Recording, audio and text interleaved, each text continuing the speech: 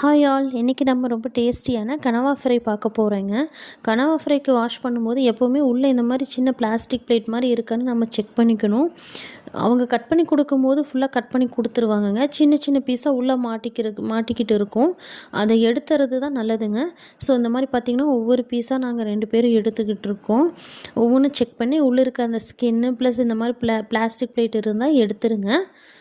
அது எடுத்ததுக்கப்புறம் இப்போ பார்த்திங்கன்னா தெரியும், அது ஃபஸ்ட்டு வாஷ் பண்ணுற தண்ணி எந்த கலரில் இருக்குது அப்படின்ட்டு. ஸோ நான் இதை ஒரு 3 டைம்ஸ் தண்ணியில் வாஷ் பண்ணிடுவேன் எப்போவுமே. வாஷ் பண்ணி இந்த மாதிரி 2 பேரும் சேர்ந்து பண்ணும்போது இன்னும் நல்லா ஹாப்பியாக இருக்குங்க. அடுத்தது ஒரு டர்மரிக் போட்டு அந்த தண்ணியில் நான் வாஷ் பண்ணிக்கிறேன். இது 4th வாட்டருங்க. ஸோ அதில் வாஷ் பண்ணதுக்கப்புறம் ஃபைனலாக நான் ரன்னிங் வாட்டர்லேயும் வாஷ் பண்ணி எடுத்துக்கிறேன். இப்போ சமைக்கிறதுக்கு ஒரு பேனில் எண்ணெய் ஆட் பண்ணிக்கலாம். எண்ணெய் ஆட் பண்ணிவிட்டு கடுகு, ஜீரகம் இந்த 2 தாங்க நான் தாளிக்க ஆட் பண்ண போகிறேன். ஸோ கடுகு ஆட் பண்ணியாச்சு. அடுத்தது ஜீரகம்.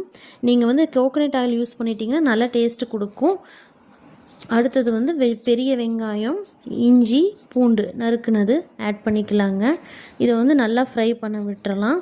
நான் ஏற்கனவே சொன்ன மாதிரி நீங்கள் கோகோனட் ஆயில் யூஸ் பண்ணிங்கன்னா இது நல்லா டேஸ்ட் கொடுக்கும். பட் எங்கிட்ட அன்றைக்கி கோகோனட் ஆயில் இல்லை, அதனால் நான் ஆட் பண்ணல. அடுத்தது கறி லீவ்ஸ், அப்புறம் டர்மரிக் பவுடர் ஆட் பண்ணிக்கிறேங்க.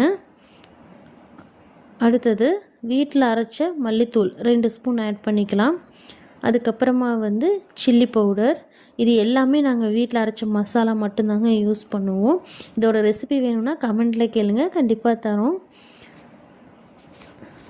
அடுத்தது பார்த்திங்கன்னா கரம் மசாலா. இதுவுமே நம்ம வீட்டில் அரைச்சது தான். ஸோ அதையும் ஆட் பண்ணிக்கலாம். இப்போ ஆட் பண்ணிவிட்டு நல்லா கிளறி எடுக்கணுங்க. ஸோ பார்த்திங்கன்னா நான் ஃப்ளேமை லோயரில் வச்சுருக்கேன்.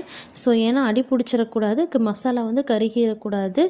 ஸோ அதனால் லோ ஃப்ளேமில் வச்சு அடிக்கடி கிளறி விட்டுட்டுருங்க. அந்த மசாலாவோட பச்சை வாசனை போகிற வரைக்கும் நல்லா ஃப்ரை ஆகணும் எண்ணெயில். அது வரைக்கும் நம்ம வெயிட் பண்ணி பண்ணிக்கலாங்க. ரொம்ப ரொம்ப சிம்பிள் டிஷ் தான், ஆனால் ரொம்ப டேஸ்டியும் கூட. அடுத்து நான் கட் பண்ண 2 தக்காளி நான் ஆட் பண்ணியிருக்கேன். கொஞ்சம் சால்ட் ஆட் பண்ணிக்கலாங்க தக்காளி வதங்குறதுக்காக. அதையும் நல்லா கிளறி விட்டுறலாம்.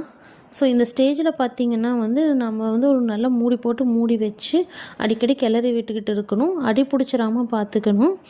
அதனால் ஃப்ளேமை லோவில் வச்சு நீங்கள் பண்ணிக்கலாம். அடுத்தது கனவா ஆட் பண்ணியாச்சுங்க. இப்போவே நல்லா பார்க்கவே சூப்பராக இருக்குல்ல. ஸோ நல்லா கிளறி விட்டுக்கலாம். கிளறி விட்டப்புறம் பார்த்திங்கன்னா அதுவே தண்ணி விடும். மற்ற சீ ஃபுட் மாதிரி தான். பாருங்கள், கார்னர்லாம் சுருங்கி வந்திருக்கு, தண்ணி விட ஆரம்பிக்குது. பார்த்திங்கன்னா இந்த மாதிரி நல்லா தண்ணி விட்டு வந்திருக்கு. ஸோ சிம்மை ஃப்ளேமை லோவில் வச்சுருங்க ஒரு 15 மினிட்ஸுக்கு. அப்பப்போ எடுத்து கிளறி விட்டுட்டு இருந்தால் அவ்வளோதாங்க, நம்ம டேஸ்டியான கனவா ரெடி ஆயிடுச்சு. நான் சாப்பிட போகிறேன்.